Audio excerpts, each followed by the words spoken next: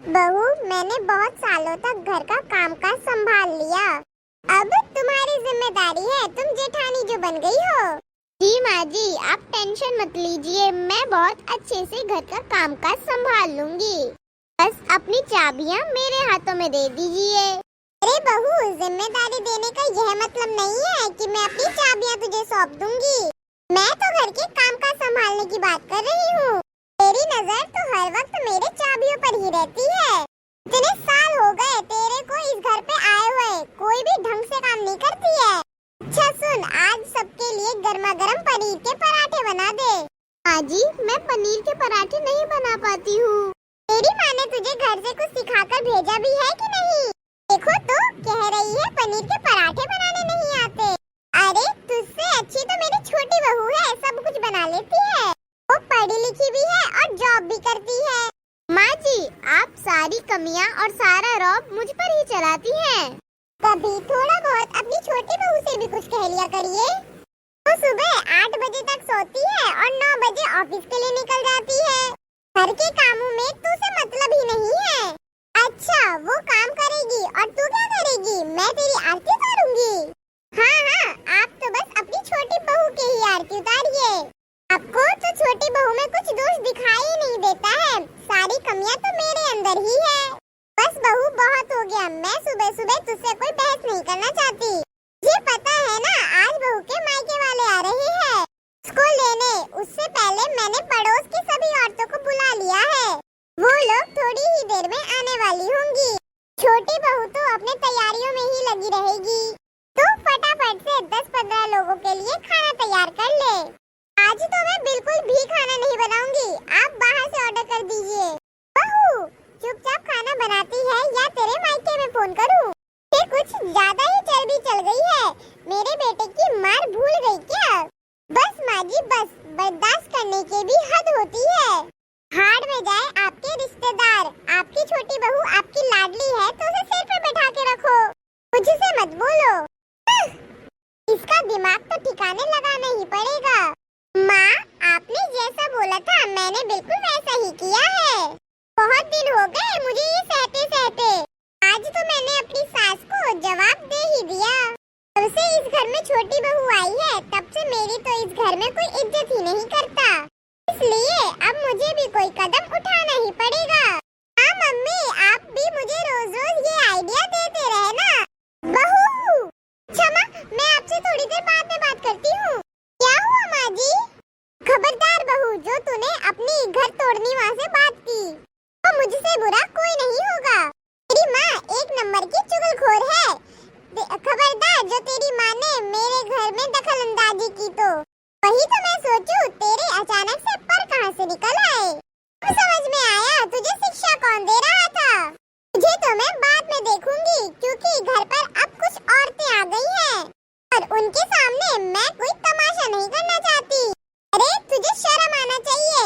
अब चल चुपचाप से जाके देख, अगर छोटी बहू तैयार हो गई हो तो अपने साथ लेकर आना। और हाँ, अपनी छोटी बहू को खानदानी गहने पहनाना मत भूलना। इस बुढ़िया ने तो सब कुछ सुन लिया, अब तो इसके सामने अच्छा बनकर रहना ही पड़ेगा। अब के लिए तो खाना बनाकर रेडी कर दिया, अब मैं भी फटाफट से तैयार हो जाती हूँ। अरे वाह बहन जी, आपकी बहू तो सच में बहुत सुंदर है। मानना पड़ेगा आपको, चुनकर बहू लाई हो। सुंदरता तो देख ली हमने, लेकिन हर बहू में संस्कारी और मर्यादी होना बहुत जरूरी है। परिवार के रीति रिवाजों का सम्मान, सेवा और समर्पण का भाव भी होना चाहिए। और सबसे जरूरी बात, घर के कार्यों में कुशलता होनी चाहिए। हाँ बहन, मैं तो देख और चुनकर ही लाई हूँ। चाची, मैंने तो सुना है आपकी बहू नौकरी वाली और बहुत पढ़ी लिखी है, तो घर के काम तो आते ही नहीं होंगे। अरे नहीं नहीं छुटकी, हमारी देवरानी जी तो बहुत होशियार है। अच्छा, चलो वो भी पता चल जाएगा। हाँ आंटी जी, गा भी लेती हूँ और सबको बजा भी देती हूँ। क्या? मेरे कहने का मतलब है कि ढोला, तबलक, हारमोनियम सब कुछ बजाना आता है मुझे। देखा मेरी बहू कितनी होशियार है।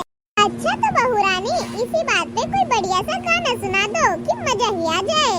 हाँ भाभी, आपका लहंगा तो बड़ा जोरदार है। थैंक यू दीदी। चलो बहू, अब कुछ गाने बजाने बजा दो, तुम्हारे लिए ही तो ये सब अरेंजमेंट करा है। अगर तुम नहीं गाओगी तो कैसे चलेगा? ठीक है, आप कहती हो तो सुना देती हूँ।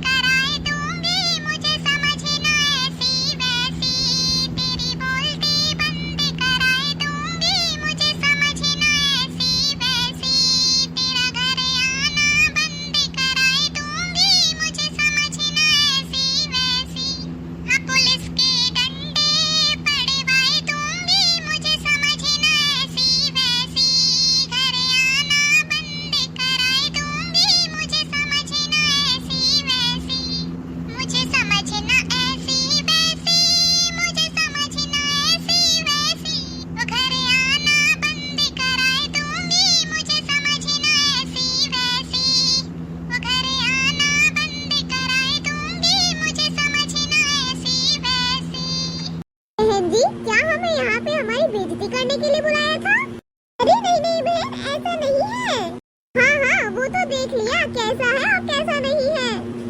ऐसी बहू तो हमने किसी का ना देखी। अरे आंटी जी, आप तो बुरा मान गई। मैं तो मजाकिया गीत सुना रही थी कि आप लोगों को हंसी आ जाए। बहू, ये कैसा मजाकिया गीत था? हमें तो बिल्कुल पसंद नहीं आया। ऐसे गाने अपने मुंह दिखाई की रस्म में कौन गाता है भला? हमारी देवरानी जी गाती है ना। अरे बहू, तू तो अपना मुंह चुप ही रख।